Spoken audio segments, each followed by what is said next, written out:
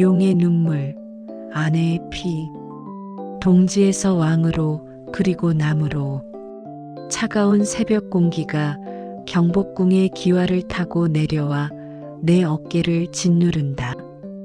나는 지금 교태전의 깊은 방에 홀로 앉아 있다. 사람들은 나를 조선의 국모, 원경왕후라 부른다. 하지만 그 호칭은 껍데기일 뿐이다.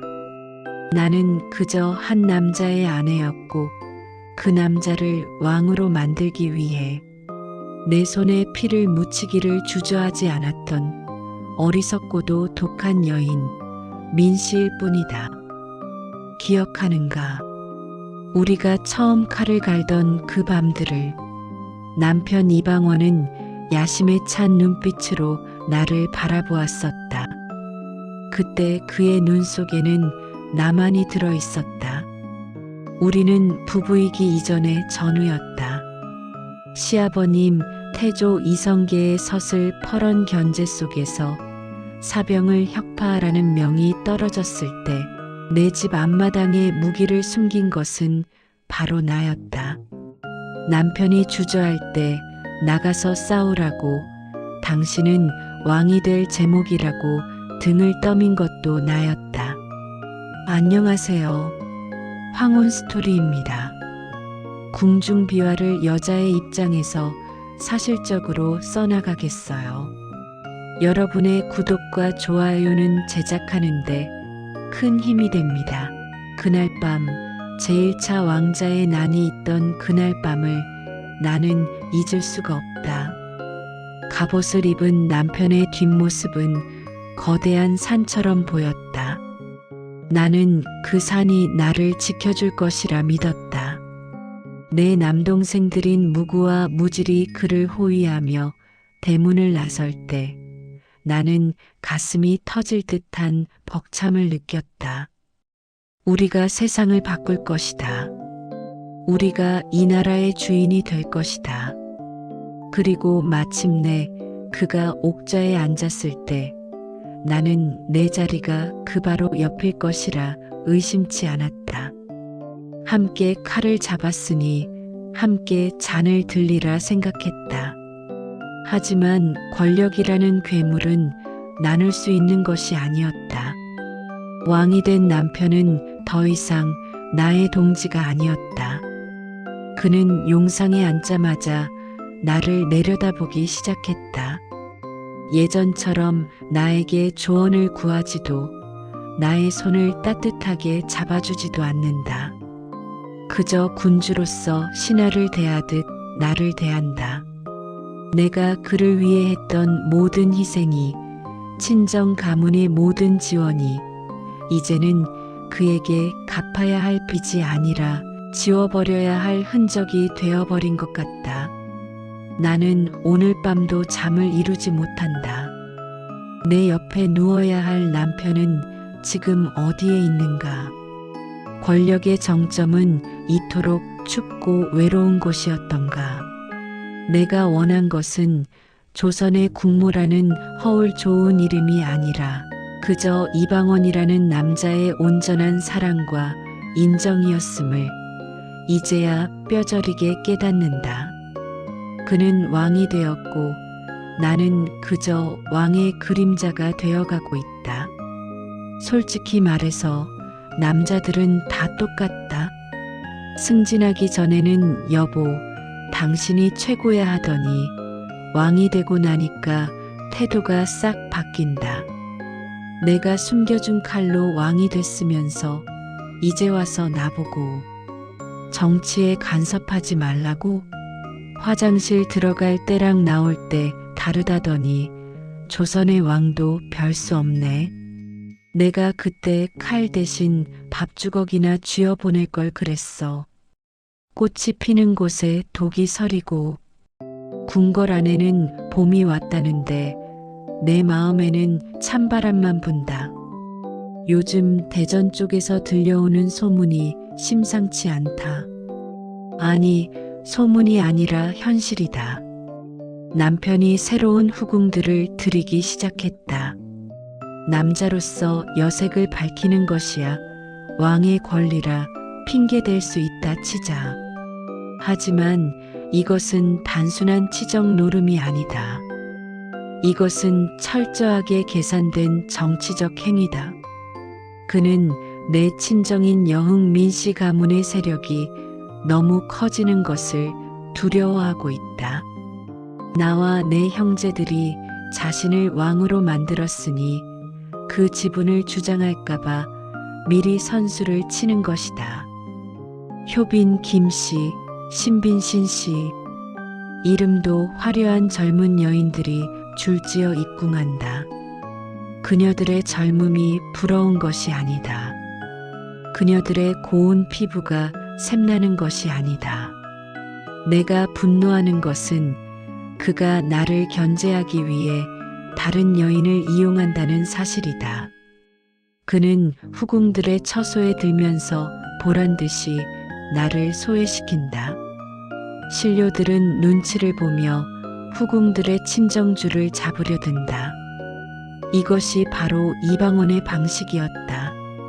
사랑조차 권력 유지의 수단으로 사용하는 그 잔인함. 나는 끓어오르는 분노를 삼키며 국모의 미소를 짓는다.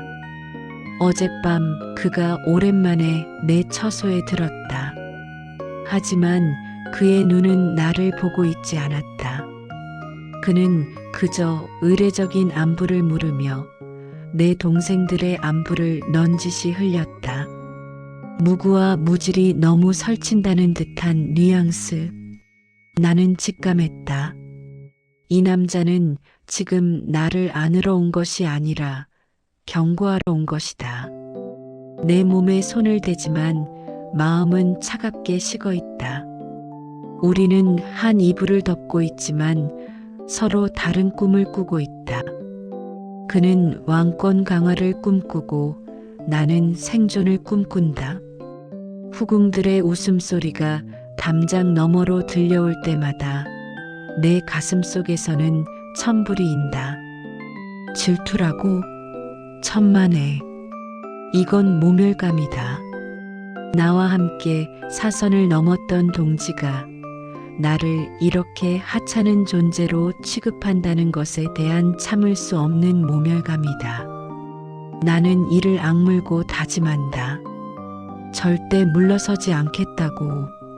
내 자리는 그리고 내 가문의 영광은 그 누구에게도 설령 남편이라 할지라도 빼앗기지 않을 것이다. 새파랗게 어린 것들이 들어와서 교태를 부리는데 기가 차서 말이 안 나온다. 전하, 양심이 있으면 거울 좀 보시지요. 당신도 이제 늙어서 주름이 자글자글한데 딸 같은 아이들이 좋다고 해벌쭉하는 꼴이라니. 저것들이 당신 권세 보고 좋아하지 얼굴 보고 좋아하는 줄 알아? 조선시대에도 로맨스 스캠이 있다면 딱 당신 꼴이야. 정신 차려, 이 양반아. 너무 밝은 달은 해를 위협한다. 내 동생들, 민무구와 민무질, 나의 사랑하는 아우들. 그들은 이방원을 왕으로 만든 1등 공신이다. 그들의 칼끝이 없었다면 지금의 태종은 없었다. 하지만 바로 그 공로가 그들의 목을 조르는 밧줄이 될 줄이야. 남편은 공신을 싫어한다. 특히 외척이 힘을 갖는 것을 병적으로 싫어한다. 그는 자신이 왕위에 오르는 과정을 통해 외척의 힘이 얼마나 무서운지 누구보다 잘 알기 때문이다. 아이러니하게도 그 힘을 이용해 왕이 된 자가 이제 그 사다리를 걷어차려 하고 있다. 동생들은 아직 상황 파악을 못하고 있다. 그들은 자신들이 왕의 처남이자 개국 공신이라는 사실에 취해 있다. 궁궐 안팎에서 위세를 떨치고 세자 양령에게 줄을 대려 한다. 나는 그들을 불러다 타일렀다. 제발 죽은 듯이 살아라. 전하의 눈초리가 매섭다. 하지만 혈기왕성한 동생들은 내 말을 누님의 높아심으로만 여긴다. 매형이 설마 우리를 어쩌겠습니까? 우리가 어떻게 도왔는데. 그 순진한 말이 내 가슴을 찌른다. 너희는 매형을 가족으로 보지만 그는 너희를 제거해야 할 정치적 라이벌로 본다. 불길한 징조는 곳곳에서 나타난다. 남편은 사석에서 민씨 가문이 너무 설친다는 말을 흘리고 다닌다. 간신배들은 그 말을 받아 적어 상소문을 올릴 준비를 한다. 나는 불안감에 밤잠을 설친다. 남편의 침소로 찾아가 읍소해 보려 했지만 문전박대당했다. 문 밖에서 들려오는 그의 목소리는 차가웠다. 중전은 정치에 관여치 마시오. 기가 막힌다. 내가 정치에 관여하지 않았더라면 당신이 그 자리에 있을 수 있었겠는가? 필요할 때는 정치적 파트너로 이용해 먹고 이제 와서 안 사람 노릇이나 하라니. 나는 분노보다 두려움이 앞선다. 이 남자의 칼끝이 기어이 내 혈육의 심장을 겨누고 있다. 나는 어미 닭이 병아리를 품듯 내 동생들을 지켜야 한다. 하지만 상대는 조선의 왕, 태종 이방원이다. 과연 내가 그를 막을 수 있을까? 동생 놈들도 문제다. 누나가 그렇게 눈치를 줬으면 알아서 기어야지. 눈치 없이 매형하면서 술이나 얻어먹으러 다니고. 야, 이 멍청이들아. 그 술잔에 독이 들었는지 꿀이 들었는지도 모르고 마시냐? 시댁 식구들 눈치 보는 건 500년 전이나 지금이나 똑같다지만 우리 남편은 눈치를 주는 게 아니라 목을 치려고 하니원. 처남 사랑은 매형이라더니 다 개뿔이다. 덫에 걸린 호랑이, 그리고 피의 서막. 올 것이 왔다. 하늘이 무너지는 소리가 들린다. 남편이 기어이 양위를 선언했다. 왕위를 세자에게 물려주고 물러나겠다는 그 쇼. 그것은 덫이었다. 충성심을 시험하고 반대파를 색출하기 위한 거대한 연극. 내 동생들은 그 덫에 보기 좋게 걸려들었다. 양이 소동 속에서 무구와 무질이 기뻐하는 기색을 보였다는 말도 안 되는 죄목이 씌워졌다. 어린 세자가 왕이 되면 외척들이 나라를 쥐고 흔들 것이다. 이것이 남편이 짠 프레임이었다.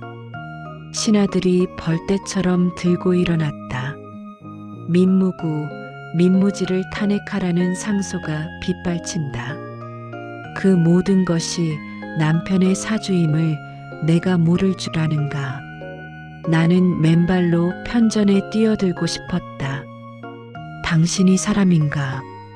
당신이 어찌 이럴 수 있는가? 내 동생들이 당신을 위해 흘린 피와 땀을 기억하지 못하는가? 하지만 나는 궁궐 깊숙한 곳에 갇혀 아무것도 할 수가 없다. 나의 손발은 묶였고 내 목소리는 담장을 넘지 못한다. 동생들이 의금부로 끌려갔다는 소식을 들었다.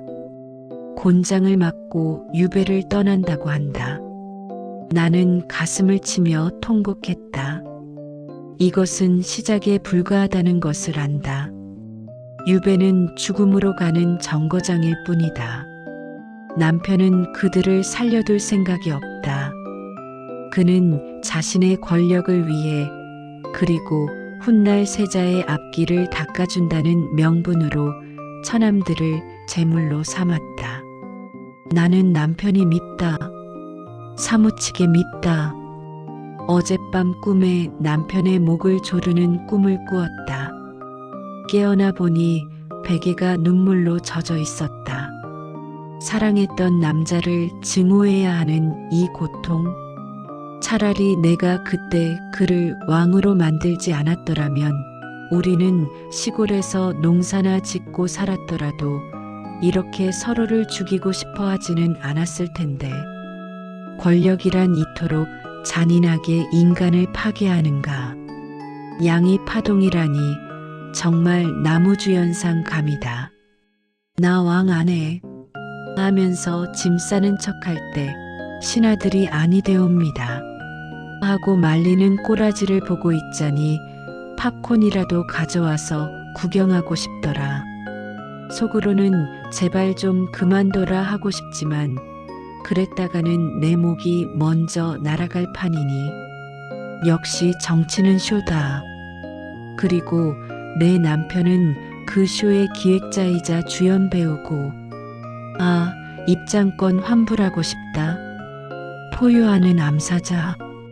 더 이상 참을 수 없다. 유배지에서 들려오는 소식은 절망적이다. 동생들에게 자결을 명하라는 상소가 끊이지 않는다. 나는 마지막 자존심을 버리고 남편의 처소로 쳐들어갔다. 내관들이 막아서지만 눈에 보이는 것이 없는 나를 막을 수는 없다. 방문을 열어젖히니 남편이 서책을 읽고 있다가 태연하게 고개를 든다. 그 무심한 얼굴을 보니 피가 거꾸로 솟는다. 전하, 대체 어디까지 하실 작정입니까? 내 동생들의 살점을 뜯어먹어야 직성이 풀리시겠습니까? 나는 왕이 아닌 남편에게 소리쳤다.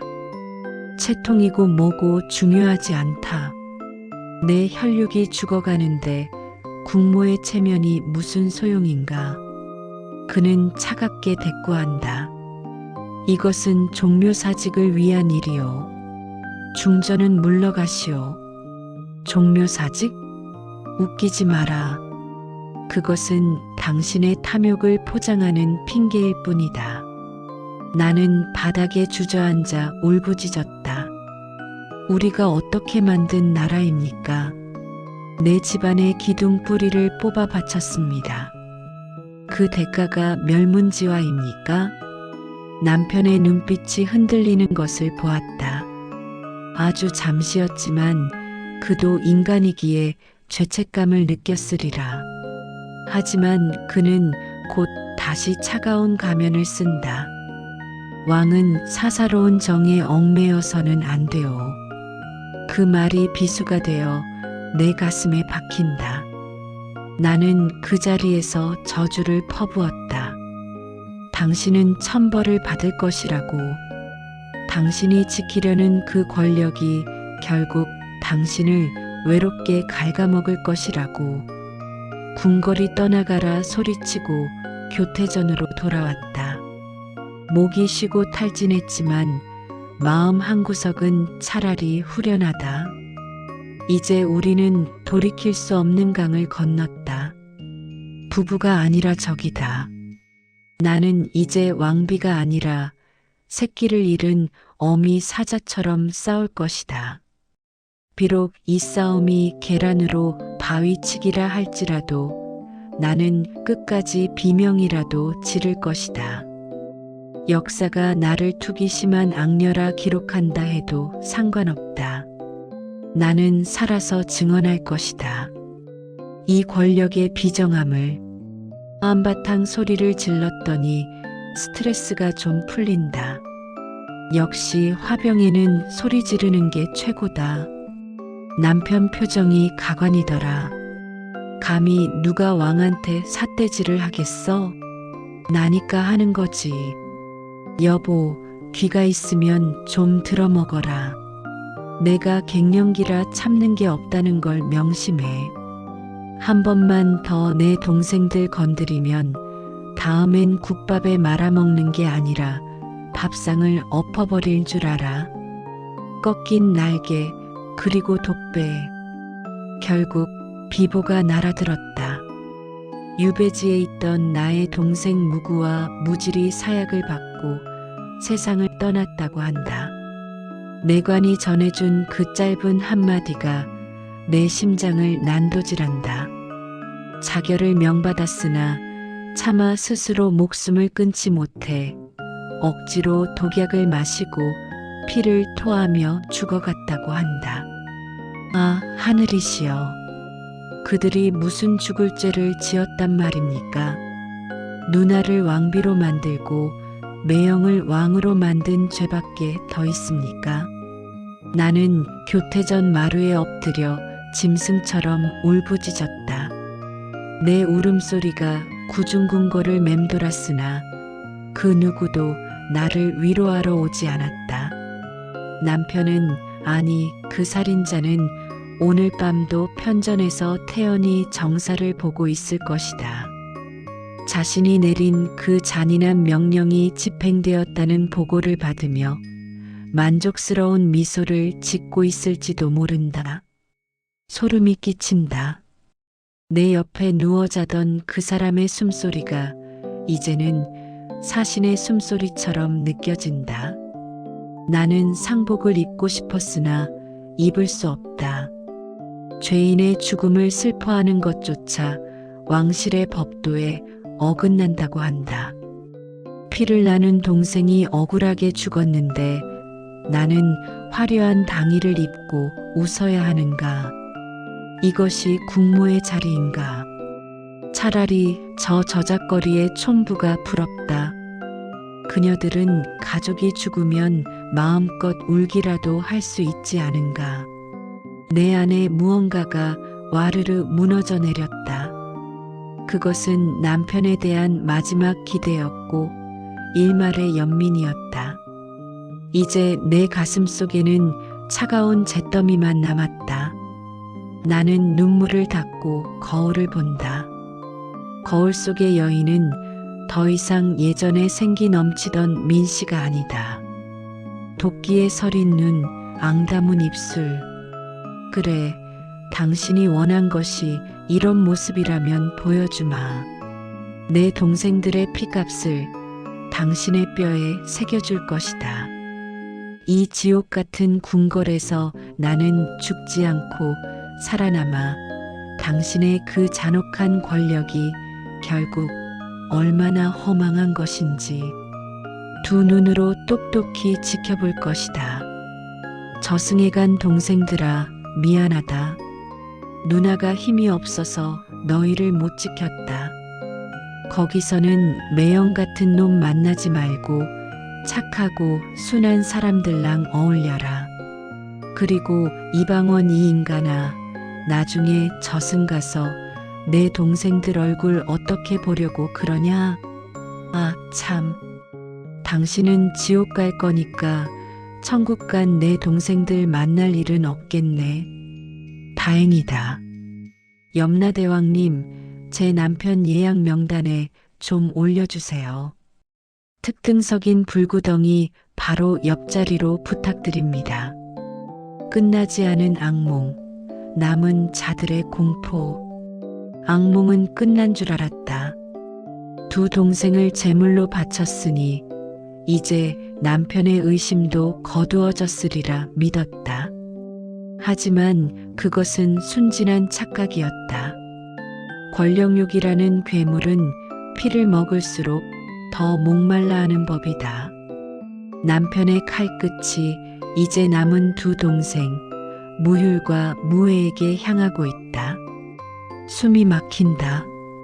마치 보이지 않는 손이 내 목을 조여오는 것 같다. 남편은 아주 사소한 꼬투리를 잡는다. 사신을 접대하는 자리에서 불경했다느니, 세자에게 딴 마음을 품었다느니, 다 핑계다. 그저 처가의 씨를 말리려는 작정이다. 나는 공포에 질린 동생들을 불러 손을 잡았다. 덜덜 떨리는 그들의 손에서 전해지는 온기가 나를 더욱 비참하게 만든다. 누님, 살려주십시오. 그 애절한 눈빛을 나는 차마 마주할 수가 없다. 나는 다시 한번 남편에게 매달려 볼까 생각했다. 무릎을 꿇고 발이라도 핥으며 빌어볼까? 하지만 안다. 그는 그런 나를 보며 경멸할 뿐 마음을 돌리지 않을 것임을. 그는 지금 왕권 강화라는 명분에 취해 있다. 외척배제라는 대의 명분을 내세워 자신의 잔인함을 정당화하고 있다. 신하들은 왕의 눈치를 보며 내 동생들을 물어뜯을 준비를 마쳤다. 궁궐 안의 모든 공기가 우리 가문을 짓누른다. 밥을 먹어도 모래를 씹는 것 같고 물을 마셔도 목이 탄다. 이것은 사냥이다. 가장 강력한 포식자가 좁은 우리 안에 갇힌 먹잇감을 가지고 노는 잔인한 사냥.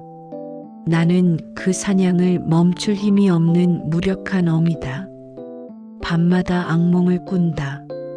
죽은 무구와 무질이 피투성이가 되어 나타나고 살아있는 무율과 무에마저 그 뒤를 따라가는 꿈. 꿈에서 깨어나면 식은땀이 온몸을 적신다. 옆자리는 비어있다. 남편은 또 어느 후궁의 처소에서 희희낙낙하고 있을까? 아니면 차라리 정무라도 보고 있는 걸까? 어느 쪽이든 나에게는 지옥이다. 남편이 왕이 되던 날 나는 우리가 천하를 얻었다고 생각했다. 하지만 우리가 얻은 것은 천하가 아니라 멸문지화라는 파멸이었다. 내 아버지 민제 영감마저 화병으로 드러누우셨다. 가문이 풍비박산 나고 있다. 이 모든 비극의 원흉인 그 남자, 나의 남편 이방원. 나는 그를 사랑했던 내 심장을 도려내고 싶다. 이쯤 되면 우리 남편 전생이 사마귀가 아니었나 싶다. 짝짓기 끝나면 수컷 잡아먹는 건 암컷 사마귀라던데 이 집구석은 반대로 수컷이 처가 식구를 다 잡아먹네. 여보, 처가살이하기 싫으면 그냥 싫다고 말로 해. 꼭 이렇게 다 죽여야 속이 시원하냐? 백년 손님은커녕 백년 원수다. 다음 생에 다시 만나면 내가 너를 밟아 죽이는 바퀴벌레로 태어나마. 각오해라. 아들의 방황, 어미의 피눈물. 설상가상이다.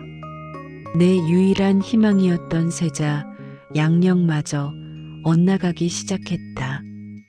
총명했던 아이가 언제부턴가 공부를 멀리하고 기생들과 어울리며 말썽을 피운다. 사람들은 세자가 타락했다고 손가락질하지만 나는 안다. 저 아이가 왜 저러는지. 외가 친척들이 아버지의 손에 죽어나가는 꼴을 보며 자랐다. 외할머니가 대문 밖에서 통곡하는 소리를 들으며 컸다. 제 아비가 얼마나 무서운 사람인지 뼈저리게 느꼈을 것이다.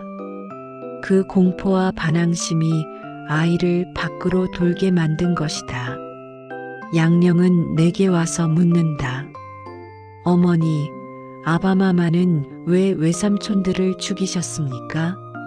저도 밉보이면 죽이실 겁니까? 그 물음에 나는 가슴이 미어질 뿐 대답할 수가 없었다. 남편은 세자의 비행을 두고 나를 질책한다. 중전이 자식 교육을 어떻게 시켰길래 저 모양이요. 적반하장도 유분수다. 아이를 저 지경으로 만든 게 누구인데. 공포 분위기를 조성하고 툭하면 신하들 앞에서 세자를 모욕 준 것이 바로 당신 아닌가. 하지만 남편은 듣지 않는다. 그는 이미 마음을 정한 듯하다. 세자를 폐위시키려는 속내, 양령을 내치고 셋째 충령을 세우려는 계산. 물론 충령은 똑똑하다. 남편을 쏙 빼닮았다. 하지만 맏자식을 버리는 어미의 마음은 찢어진다. 양령이 폐세자 되어 궁을 떠나던 날 나는 붙잡고 울지도 못했다. 내가 울면 그것이 또 남편의 심기를 거슬러 양령의 목숨마저 위태롭게 할까봐 나는 멀어지는 아들의 뒷모습을 보며 입술을 깨물어 피를 냈다. 내 남편은 남편으로서도 빵점이지만 아비로서도 잔인하기 짝이 없다. 자신의 기준에 맞지 않으면 자식이라도 가차없이 잘라내는 그 냉혈한 권력이란 것이 핏줄보다 진한 것인가. 나는 이제 남편이 무섭다 못해 징그럽다. 그가 꿈꾸는 왕국은 도대체 어떤 곳이길래 처남들의 피와 자식의 눈물 위에 세워져야만 하는가. 폐쇄자가 된 양령이 부디 평범한 필부로라도 행복하게 살기를 밤마다 정화수를 떠놓고 빌 뿐이다. 어미로서 해줄 수 있는 것이 기도밖에 없다는 사실이 이토록 비참할 줄은 몰랐다. 자식 농사 마음대로 안 된다더니 옛말 틀린 거 하나 없다. 첫째 놈은 공부하기 싫다고 담 넘어서 기생 만나러 가고 셋째 놈은 책만 파고 앉아 있고 중간이 없다. 중간이. 여보, 당신 닮아서 애들이 한 성깔 하는 거 알지? 누굴 탓해? 유전자 검사해보면 99.9% 당신 아들 맞거든? 애들 혼낼 시간에 당신 인성부터 좀 챙기시지. 왕이면 다냐? 아빠가 잘해야 애들이 보고 배우지. 마지막 잎새마저 지고 결국 우려하던 일이 벌어졌다. 충령이 세자에 책봉되고 얼마 지나지 않아 남은 동생 무율과 무애마저 형장의 이슬로 사라졌다. 남편은 기어이 내 친정의 뿌리를 완전히 뽑아버렸다. 4명의 남동생이 모두 남편의 손에 죽었다. 아버지도 돌아가셨고 어머니는 눈물로 세월을 보내다 가셨다. 이제 여흥민 씨 가문은 멸문지화나 다름없다. 나는 교태 전에 텅 빈 방에 앉아 멍하니 허공을 응시한다. 눈물도 말라버렸다. 분노할 기력조차 남아있지 않다. 그저 허탈하다. 내가 평생을 바쳐 사랑하고 내조했던 남자가 내 인생을 이토록 철저하게 파괴했다는 사실이 믿기지 않는다. 남편이 찾아왔다. 뻔뻔하게도 위로한답시고 한다는 말이 가관이다. 이 모든 것이 충령이 성군이 되기 위한 밑거름이요. 외척이 없어야 왕권이 바로 서는 법. 나는 그에게 찻잔을 던지고 싶었지만 참았다. 대신 차갑게 웃어주었다. 전하, 참으로 훌륭한 정치를 하셨습니다. 처가를 도륙내어 만든 왕권이니 얼마나 튼튼하겠습니까? 부디 만수무강하십시오. 내 비꼬는 말에도 그는 눈 하나 깜짝하지 않는다. 그는 이미 괴물이다. 권력이라는 괴물 그 자체다. 이제 나는 그에게 아무런 기대도 하지 않는다. 그저 세종이 된 내 아들 충령이 저 아비를 닮지 않기만을 바랄 뿐이다. 하지만 피는 못 속인다고 했던가. 충령의 눈빛에서 가끔 이방원의 서늘함이 보일 때마다 나는 소스라치게 놀란다. 아니다. 내 아들은 다를 것이다. 달라야만 한다. 나는 살아남은 자로서 이 끔찍한 비극을 목격한 증인으로서 눈을 부릅뜨고 지켜볼 것이다. 내 동생들의 죽음이 헛되지 않으려면 이 나라가 태평성대가 되어야만 한다. 그것만이 유일한 복수이자 위로가 될 것이다. 궁궐의 밤은 깊어가고 나는 홀로 술잔을 기울인다. 쓴 술이 목을 타고 넘어가며 가슴속의 울분을 잠재운다. 외롭다. 사무치게 외롭다. 동생 넷을 다 죽이다니. 기네스북이 있었으면 세계 최악의 매형 부문에 당당히 1위로 올랐을 거다. 상으로 뭐 줄까? 사약? 아니면 곤장? 아유, 내가 전생에 나라를 구한 게 아니라 나라를 팔아먹었나 보다. 그러지 않고서야 이런 남편을 만날 리가 없지. 여러분, 결혼은 신중하게 하세요. 관상은 과학입니다. 눈빛 살아있는 남자 좋아하지 마세요. 사람 잡습니다. 진짜로요. 회한의 강을 건너며 세월이 흘러 남편도 왕위에서 물러나 상왕이 되었다. 이제 우리 둘 다 늙고 병들었다. 그 서슬퍼렇던 기세도 세월 앞에서는 무색해졌다. 우리는 수강궁에서 함께 노년을 보낸다. 앙숙처럼 으르렁대던 시절이 엊그제 같은데 이제는 미운 정 고운 정 닫은 노부부처럼 마주 앉아 밥을 먹는다. 가끔 남편이 묻는다. 중전, 나를 많이 원망하오? 그 질문을 받을 때마다 나는 쓴웃음을 짓는다. 원망? 그 단어로 다 표현할 수 있을까? 당신은 내 인생을 송두리째 흔들고 부수어버린 사람이다. 하지만 동시에 나를 조선의 국모로 만들어준 사람이기도 하다. 애증? 그래, 이것은 지독한 애증이다. 어느 날 남편이 내 손을 가만히 잡았다. 그 손은 예전처럼 거칠고 투박했다. 미안하오. 그 한마디, 그 짧은 한마디를 듣는데 평생이 걸렸다. 죽은 내 동생들이 살아 돌아올 수는 없지만 그 한마디에 굳어있던 마음의 응어리가 아주 조금은 녹아내리는 것을 느낀다. 우리는 서로를 너무 잘 알았고 너무 닮았기에 부딪혔던 것이다. 권력의 정점에서 함께 춤추던 파트너이자 가장 치열하게 싸웠던 적. 이제 그 춤은 끝났다. 무대 위에는 늙은 두 배우만 남았다. 나는 눈을 감는다. 지나온 세월이 주마등처럼 스쳐 지나간다. 피냄새 진동하던 밤들, 숨죽여 울던 날들. 하지만 후회는 하지 않으려 한다. 나는 최선을 다해 살았다. 내 가문을 위해, 내 남편을 위해, 그리고 내 자식을 위해. 역사는 나를 드센 왕비로 기억할지도 모른다. 남편의 발목을 잡은 표독스러운 여인으로 기록할지도 모른다.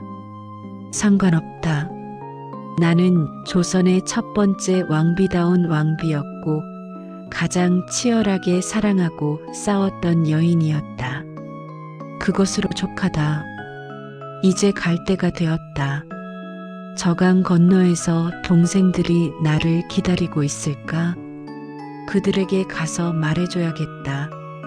누나가 왔다. 이제 다 잊고 편히 쉬자. 그리고 당신, 이방원. 다음 생이 있다면 그때는 제발 왕과 비가 아니라 그냥 평범한 지아비와 지어미로 만나자. 그때는 내가 밥상은 차려줄 테니 당신은 설거지나 해라. 영감탱이 갈 때 되니까 마음이 약해지나 보네. 손잡고 미안하다 그러고. 흥, 늦었어. 50년만 일찍 사과했으면 내가 밥상에 고기 반찬이라도 더 올려줬지. 그래도 뭐 마지막에 내 옆에 있는 건 당신뿐이네. 지지고 볶고 싸워도 부부라더니 다음 생에 만나면 짤없다. 내가 왕하고 당신이 내내시해라. 내 수라상 검식하고 내 요강 비워라. 알았지? 약속 도장국.